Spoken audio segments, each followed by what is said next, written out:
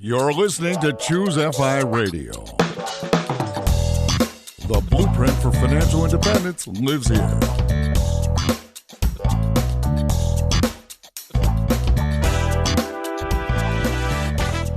If you're looking to unlock the secrets to financial independence and early retirement, you're in the right place.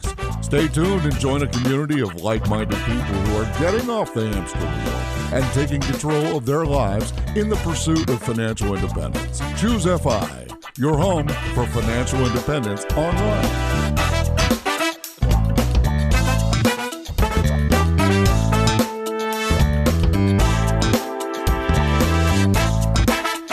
All right, everyone, welcome back. Part 2 in our What to Do When the Paycheck Stops series. We are interviewing Fritz Gilbert from the retirementmanifesto.com about his new book, Keys to a Successful Retirement, which is available anywhere books are found.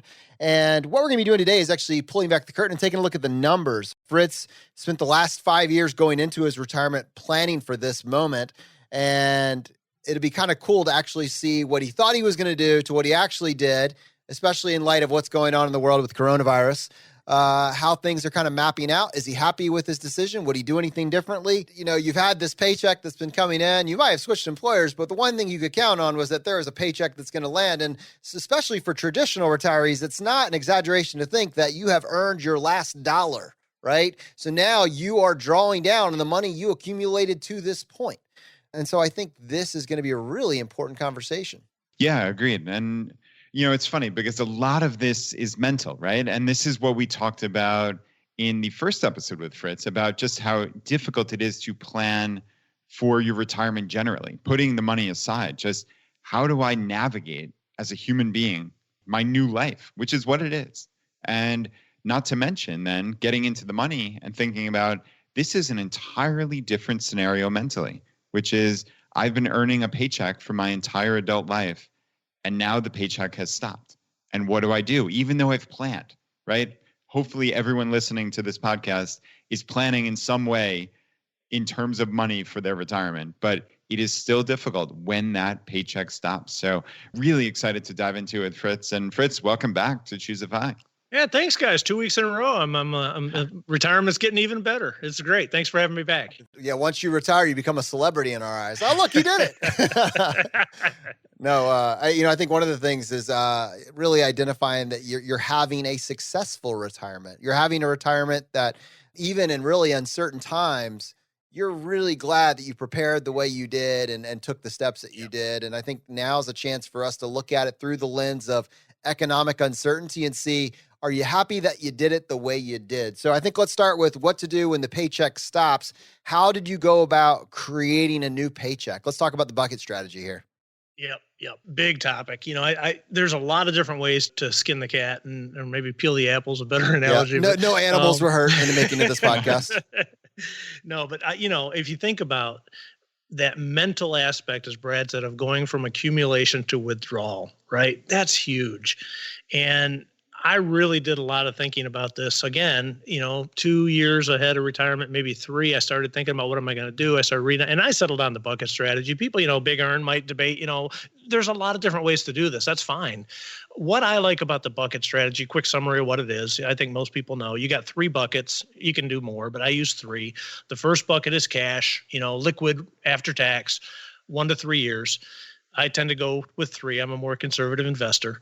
Bucket 2 is kind of that 5 to 7 year, from year 3 to year 7. So it's about a 4 to 5 year window of things like bonds.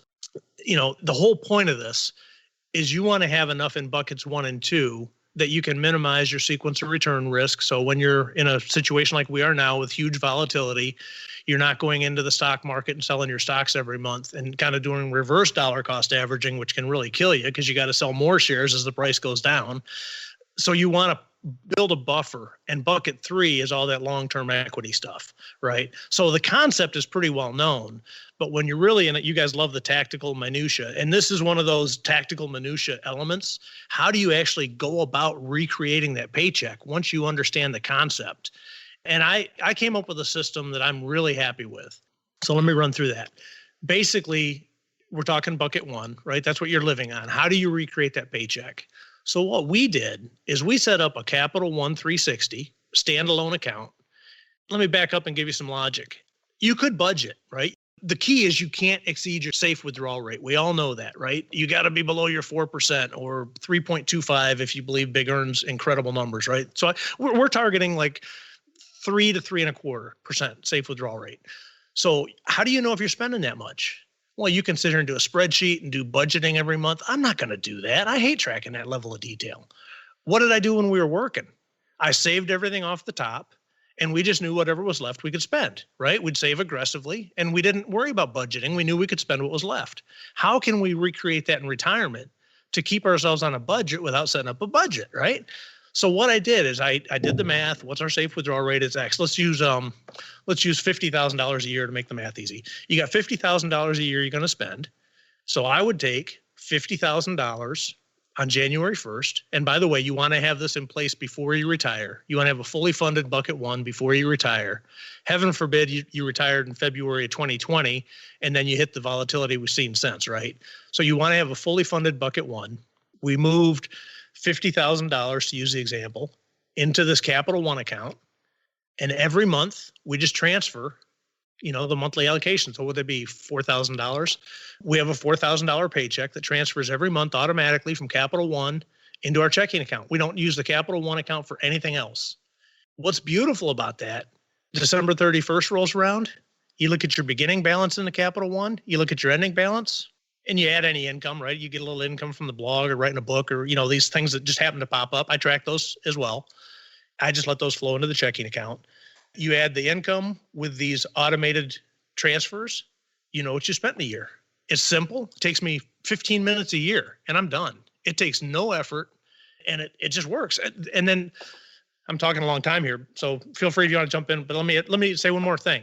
How do you refill bucket one? The other thing that's beautiful about this, you can look at any given point in the year into your Capital One. You can see how much you've spent, how much you've withdrawn. And what we did, thankfully, in our 2 years of retirement thus far, about every 2 or 3 months, I would just keep refilling bucket one. I'd sell stocks because stocks were hot. So if stocks were still doing well, I would just automatically, hey, let's say we're doing $4,000 a month. We're 3 months in. I've spent $12,000. Hey, the market's doing well. I'll just go ahead and sell $12,000 of stocks and move it into a separate account, which I keep in Vanguard, money market fund, so that I don't contaminate my spending math, right? So we continually refill bucket one. And then at the end of the year, we just take the Vanguard money, move it over to Capital One and do it all over again. And it works great. Yeah, I wanted to clarify, you said cash 1 to 3 years of liquid spending. So at a $50,000 a year spend, 1 to 3 years is a pretty big range, right? Anywhere from $50,000 to $150,000 in cash. It sounded to me like you were saying your Capital One contained a projected 1 year of spending.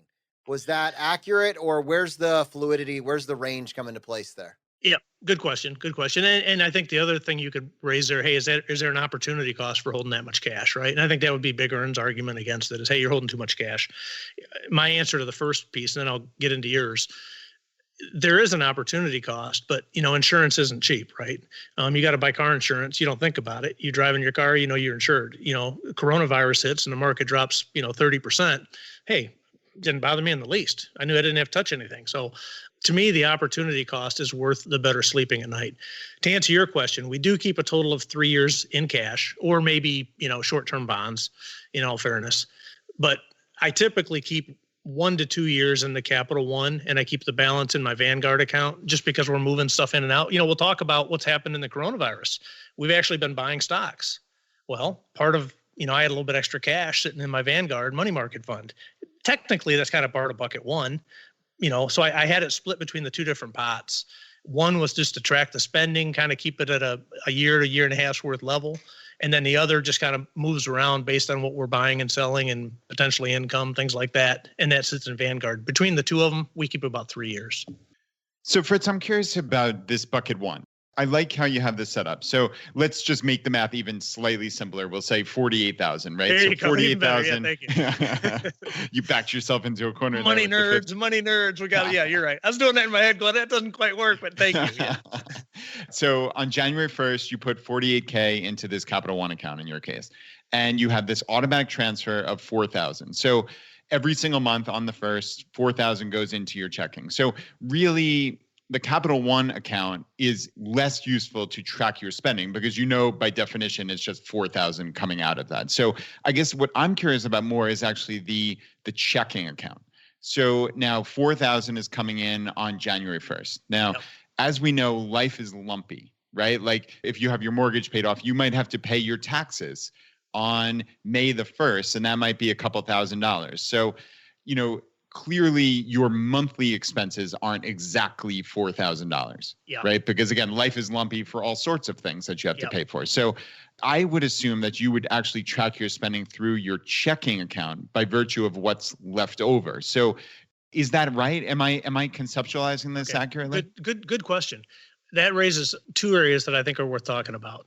Life is lumpy. Right. So what we did, and this is a critical element of it, we tracked. I'm not big on tracking spending. I don't do the budgeting thing. Oh, shame on me, right? Choosify, and I don't do budgeting, right? But I don't do budgeting either, my friend. I retired early. You don't have to, right? There are other ways to do that. What we did do in preparation for retirement, we tracked every penny we spent. We tried to do it a year. I made it 11 months and finally gave up. But we did 11 months, tracked every single penny. Sounds like Christmas. So we knew. Broke 'em. Yeah.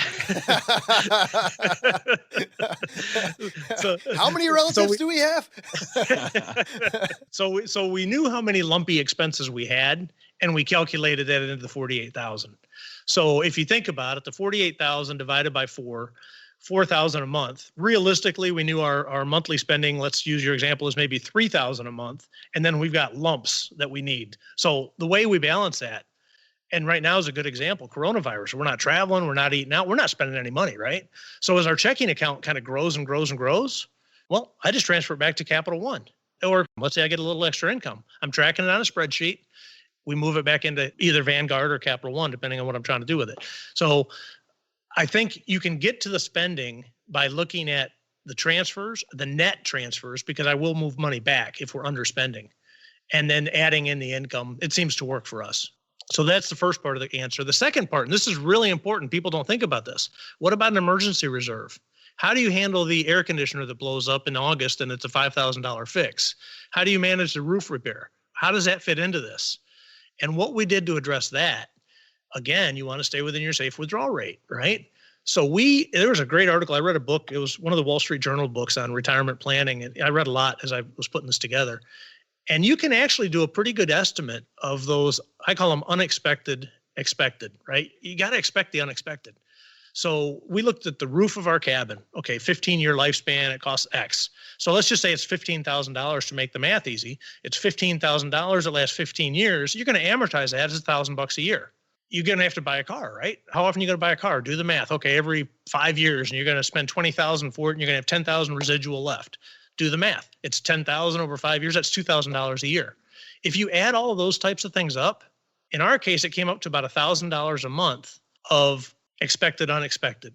So what we did is we would actually reduce that 4,000 down to 3,000 that we're transferring, and we'd take that 1,000 of unexpected, expected, and we set up a reserve. That's one thing nice with Capital One. You can set up bucketed accounts you can do sub-accounts. He's got a bucket inside his bucket. That's raining buckets. It's really nice because now what we do, so we'll do that 48,000 at the beginning of the year. 12,000 of it will go in the emergency reserves. 36,000 of it creates the automatic paycheck. And if any of these unexpected expected pop up, we just pull it out of that emergency reserve. And over time, that'll build up and we can replace our car, we can replace the roof, and we'll have money sitting there aside of it without going over our safe withdrawal rate. So it adds a little bit of a nuance to it, but I think it works. Yeah, Fritz, that really does make perfect sense. I like how you track this. And you did mention in there the coronavirus, right? Like this is a massive, massive thing that's going on in the world. And you're well less than 2 years into your retirement, obviously, certainly within the sequence of return risk area.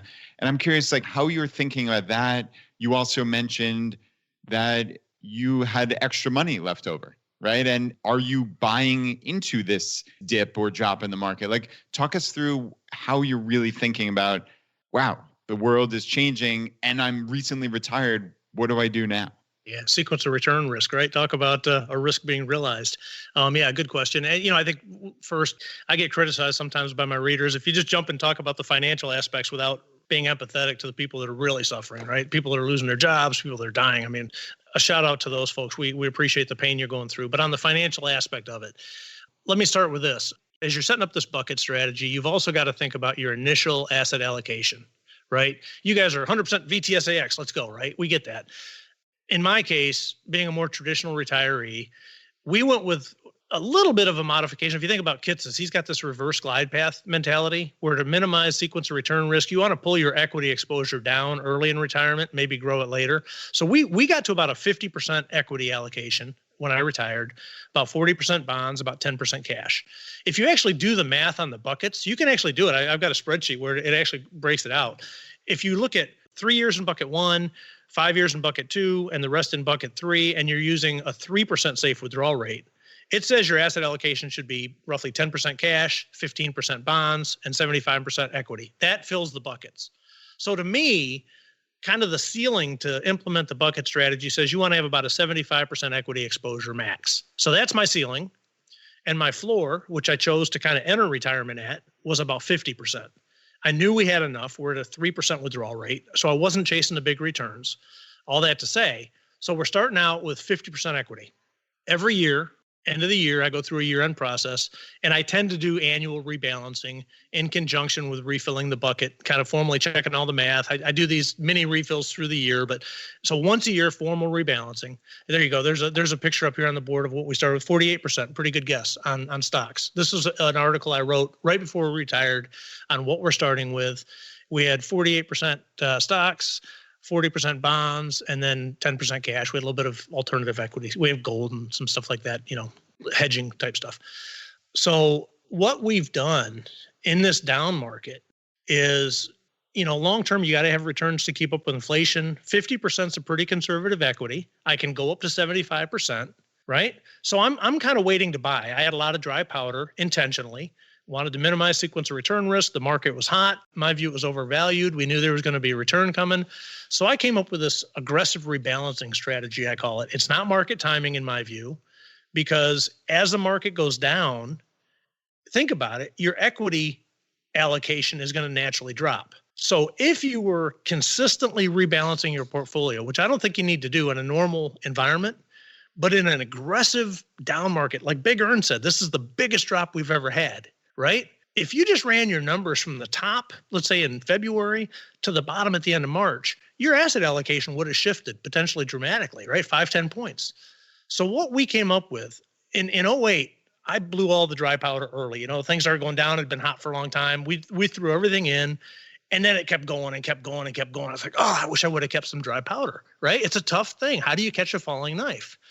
So what I came up with was a strategy where for every 5% decline in the market, we would transfer 1 to 2% of our net worth. We'd sell cash, maybe bonds, right? I only had so much cash, so we tended to do more of selling bonds because they were still doing well. So we sold the bonds and we rebought stocks. What I would do on the day that I bought that, and I actually have a chart, we can put it in the notes, that shows every point that I bought at. Once I made a buy, I would actually put in my calculator, what the S&P was that day. I'd multiply it times 0.95, and I'd take a screenshot of that calculator. So I'd know the day I bought it by the date on the calendar or the picture. I'd know the price I bought it, and I'd know my next price point. And then I'd just forget about it. Keep an eye on the market. A couple of days later, big down day in the market. I'd pull up that little picture. It's getting close to my strike point. Okay, do I want to do 1%? And the further down it went, the more I increased the percent of my net worth. So my last buy was on March 26th, 28th, whatever the absolute bottom was. I bought 2% of my net worth. And, so far it's been the lowest point. So I'm not trying to market time. I'm just trying to build a structure that allows me to rebalance the portfolio. And I know I've got room to grow that equity up to maybe 75% before I'm going to start getting nervous. So that's the approach we came up with. Let's go through this. I went ahead and pulled up your slide on the screen here, pulled from your article that you wrote. And I'm trying to just make sense of it just for the audience. So if they're watching this on the YouTube channel, they'll be able to see it right along with us. But if they're listening, I think probably there's enough numbers embedded in what you just said that it's worth just slowing down on this a little bit again. So the idea being you have a lot of dry powder. So you have up to 3 years sitting in cash. And then on top of that, you have close to 50% of your net worth is in bonds. So bonds or cash is like 50% of your net worth. Was that accurate? Yep. Good summary. Okay. So we're not talking about your equities. You're not moving your equities. You're not touching your equities in a volatile environment like this. So instead, you're looking at your cash and you're looking at your bonds and you're saying, as I see my equities plunge, I want to be approaching this from a place of confidence.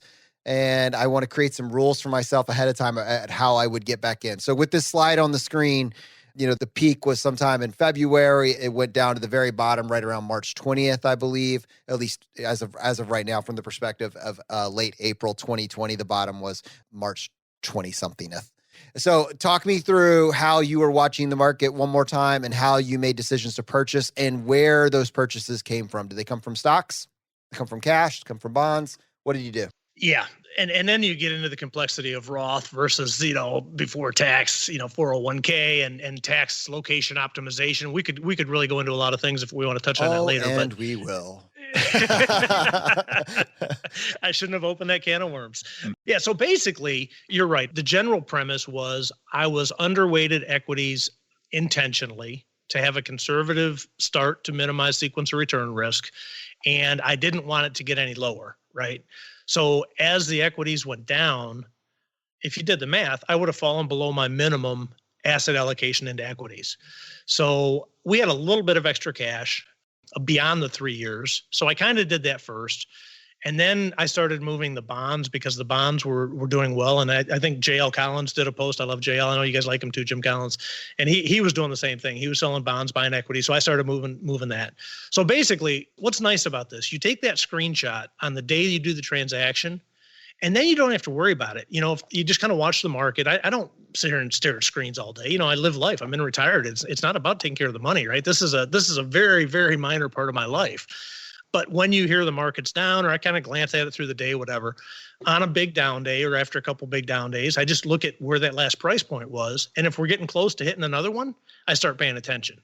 And then I'll execute the trade. Obviously I'm doing mutual funds to answer your question. So everything's in mutual funds. So it trades on the closing value, which kind of makes it difficult because you got to guess, right? You're not quite at the closing value when you execute the trade. I typically execute it maybe, 30 minutes before the end of the day. And then once I do it, I take a picture of it and I wait until we get there again. And what's nice now that it's kind of come back up, I don't worry about it. I know where my lows. I could pull out my phone right now and show you on my phone that picture I took on. I can actually tell you the date. We were joking about it. It was March 23rd, and VTSAX hit $54.49. Right, down from a high of $79.69 on December 31st. So it might not have been the high, but the year-end value. So VTSAX, it had dropped. What is it? $30, right? $35, 40%. Is that right? You guys probably know better than I do. 50, 60, 70, 20, I'm sorry, $25.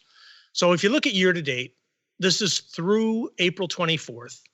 VTSAX is down about 13.5%.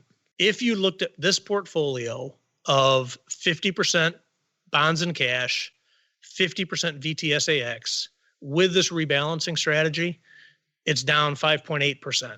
So it's down less than half of what VTSAX is. And so now as you play this out, I'm looking at the sheet again, and for context here, and I'm not 100% sure when this was last updated. It looks like it was around the 24th of April. Yesterday. Yep. So the S&P 500 was sitting at basically 2,800 for all intents and purposes. I mean, does this just mean you're just sitting back now until, based on, this kind of rules-based thing that you've set up, are you just relaxing until it goes below 2,200, or what's the exactly? Yeah, it'd be my last buy, which is 2,200 minus a 5% reduction on that, so $100, so like 2,100. If it gets down close to 2,100, I'll start paying attention and I'll move another tranche. So if this thing, we're in so much volatility right now, it's nice to not be panicked about it. Just wait. What's really weird about this, guys? I actually start getting excited when the market's tanking. I'm like, oh, good, I'm going to get close to another tranche. I'm going to be able to pull a trigger and buy some more, which is great because it gives you something to be excited about during a horrendous bear market. And it takes away a lot of that anxiety because you're thinking long term. Now, in fairness, what I need to do is I need to add the opposite side of this. And I will basically, as I mentioned earlier, when equities were doing well, I was selling equities as we were spending money. So I was constantly selling equities every 3 or 4 months. Obviously that's stopped right now and we're just drawing down bucket one. So, if you really wanted to draw this out on both sides, I would have similar rules on the upside. When it goes up 5% above the high, I would sell 1%. It's just that it's a more strict rebalancing approach than just kind of waiting till the end of the year, which is what I've historically done. Fritz, I like how you have these rules built into it. And I'm curious, did you consider doing something like actually setting up limit orders where it would happen automatically so you didn't have to consider it? So if it dropped that 5%, like on the day that you made your last purchase, you just calculated your 5% down. And then since you have so much cash, I assume, let's just say hypothetically, you could do it at Vanguard. I guess you couldn't do that with a mutual fund, but you could do it with an ETF, right? Which is substantially similar. The problem is my entire portfolio was built kind of back when mutual funds were the only game in town. So everything I've got is built around mutual funds. I do use, stop loss orders. I do use, GTCs. I have some fun money in TD Ameritrade that I play around with. I trade options. I do all kinds of stupid stuff.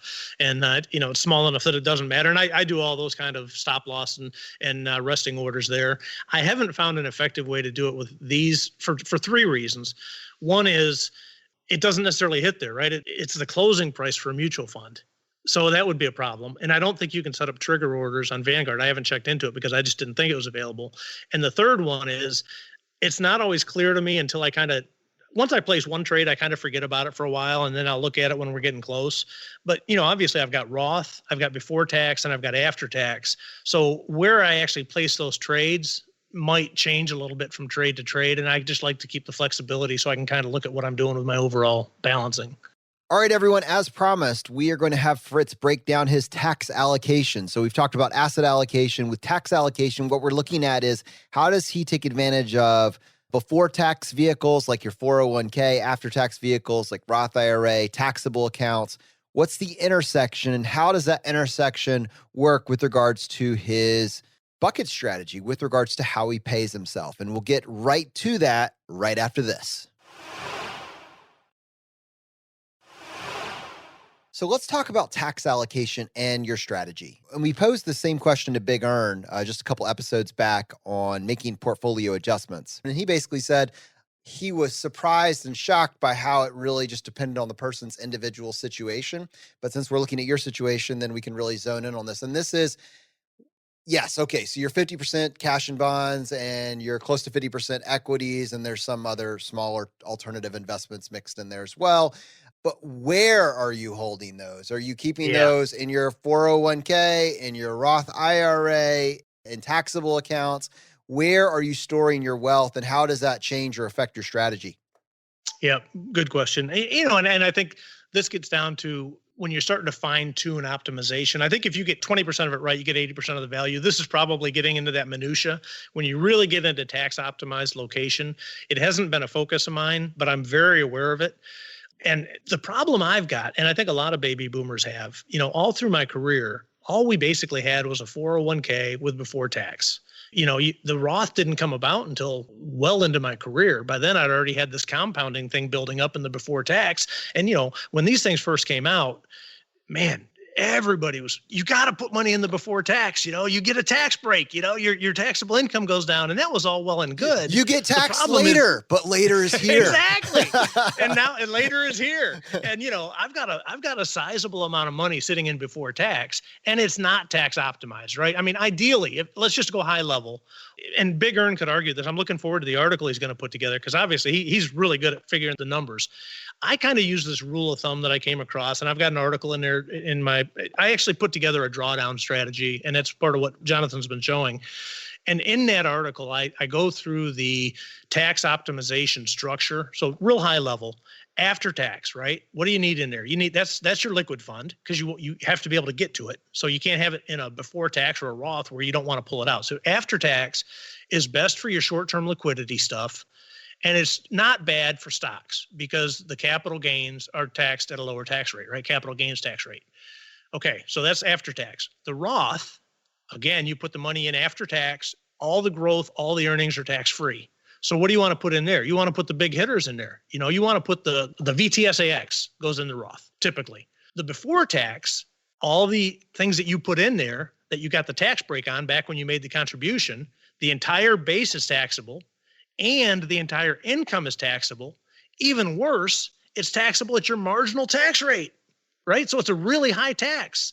So what do you want to put in there? Stuff that would normally get taxed at that rate anyway. Bonds, right? Excluding municipal bonds. Obviously, you'd put them in after tax because it's tax-free. But the taxable bond revenue, which counts as income anyway, that's the type of stuff you want to put into your before tax account. Now, obviously, I've been investing in this thing for 20 years. I've been throwing money into, the VTS or, equivalent.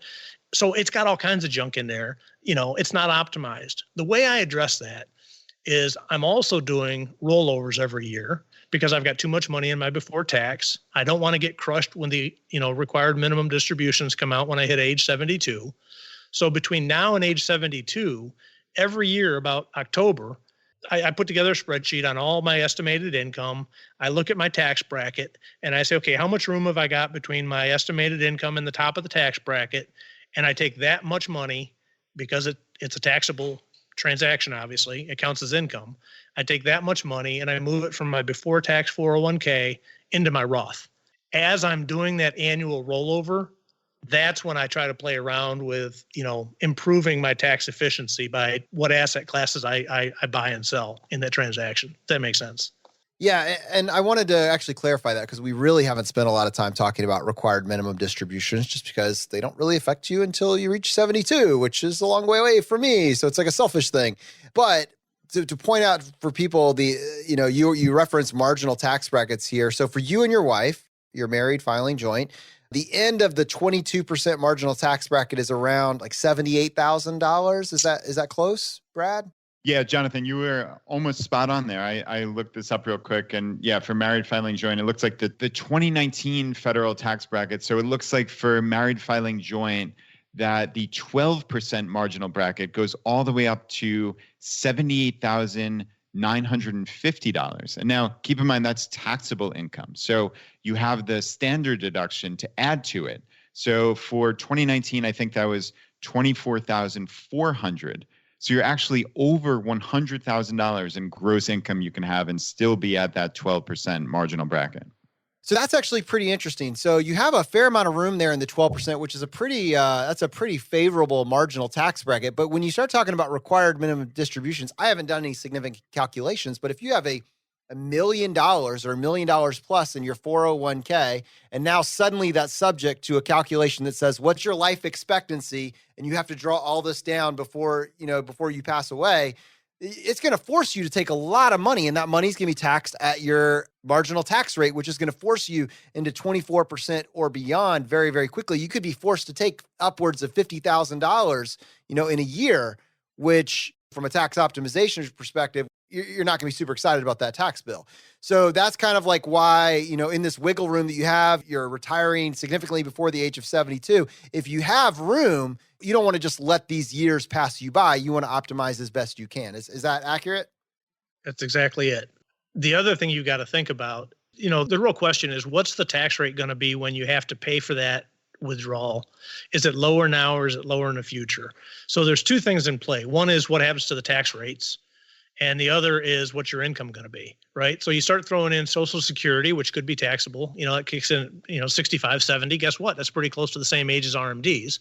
And in my view, who knows?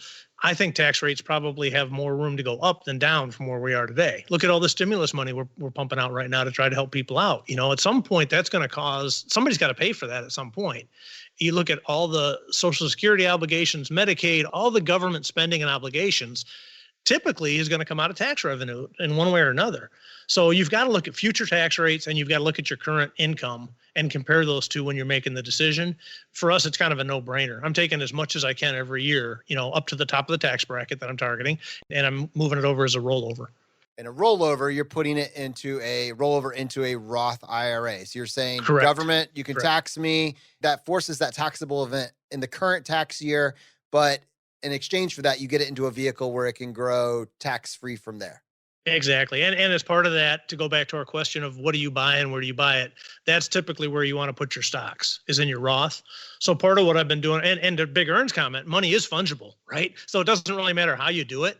I did some rollovers last year. I sold bonds because my before tax had a lot of bonds. I brought them into the Roth. I set it in a short-term bond fund. So it was sitting there. It's liquid. It's basically, it's protected because it's short duration. So as I was buying, to go back to this buying every 5% decline in the market, I was doing most of that in my Roth, moving money from kind of this holding place I had from when I did the rollover and buying that into the VTSAX or, the mutual fund equivalent as part of the strategy. Focusing that on the Roth, because that's the last place I'm going to touch money, hopefully. So that should be bucket 3. That should be stocks anyway. And that's where they're best suited from a tax optimization standpoint. Complicated stuff, but hopefully people follow that. So Fritz, you and Ern have a storied kind of back and forth. I know you have slightly different strategies on how you go about this. I love that guy, though. He's awesome. That guy's a genius. He's so much smarter than I am. Yeah. Well, you're in good company. But having said that, Ern makes the point that the data would probably steer you towards, he basically says that bucket strategy is just another form of market timing.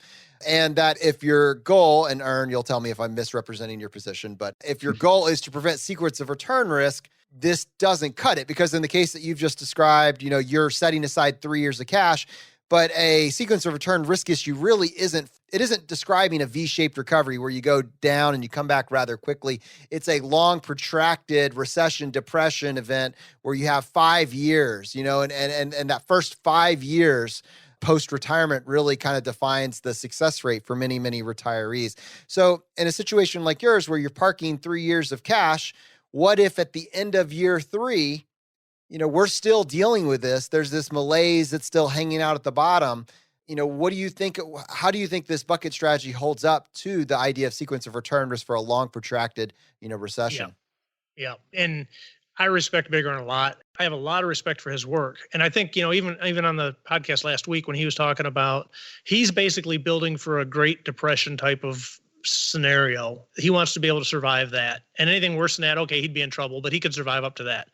I would argue this, if we get into that, he's going to be selling stocks too, right? The difference is, I think, not to put words in his mouth, he would have less of an allocation dedicated to bonds and cash, and he would be more heavily weighed into equities because he said, look, the long-term growth of equities mitigates the risk of a protracted bear market. My feeling, I guess, is we've got the 3 years in cash and then theoretically another 5 years of bonds. We could go 8 years without selling stocks. Somewhere in that 8-year period, you're going to have enough of a rebound, hopefully, to do some refilling. But worst case, you go 8 full years without selling a stock. If we've gone 8 years with stocks below their high, I don't think any strategy is going to work, right? So I think the big difference between me and Big Earn, I probably give up the upside of having a higher allocation to stocks. I think we're all going to be in trouble if we get into a 10-year protracted bear market, whether you're just selling stocks as you go to kind of fund your retirement or whether you're kind of building the strategy of keeping it more and more liquid as you get closer to needing it. To me, it comes down to personal preference. What fits your risk profile? What are you most comfortable with? And it might be one of these questions where I'm not 100% optimized, but I'm 98% optimized. And the 2% that I'm giving up by an opportunity cost is worth it to me because I'm confident in the system. It's working really well thus far, and I don't worry about it. I sleep well at night. And I don't even think about money in retirement. I got my paycheck coming in. I can spend what we got. If the market goes crazy like it is right now, I'll pay attention. I'll look at it. Aside from that, I'll go a month. I check my net worth once a year. I don't care about this stuff. It's there. I know I'm within my safe withdrawal rate, and I know I got a cash cushion. To me, that's worth giving up a little bit of opportunity cost. Yeah, I like that. Certainly sleep well at night with 8 years worth of liquidity. Plus, it sounds like your safe withdrawal rate. It's not like you're at 4.5%. No, you're exactly on the conservative side down in the low 3s. So, I mean, like you said, you can plan for all of these events. And obviously, if something worse than the Great Depression happens, would it really have been in your best interest to have planned for that anyway, right? Like the craziest of black swan events. That doesn't make sense to me. So it sounds as if, in your case, certainly from a sleeping well perspective, you're well covered. I'm comfortable. I like it. And I've had a lot of readers. My audience is obviously primarily baby boomers. Many are kind of at the same demographic as I am, recently retired, and, been a lot of exchange with the coronavirus. And pretty much universally, every one of them that's implemented this strategy has sent me emails. The ones that have sent me emails are universally, man, I'm so glad I put this in place. I've got no concerns. Life is good. I'm not worried about money in the retirement. There's a lot to be said for that peace of mind. All right. Well, this concludes part 2 of our What to Do When the Paycheck Stops series, Keys to a Successful Retirement with Fritz Gilbert from the Retirement Manifesto. Fritz, someone's listening to this. They want to pick up a copy of your book. They want to check out your website. What's the best way for someone to connect with you? Yeah, I appreciate the chance to do a little plug. TheRetirementManifesto.com.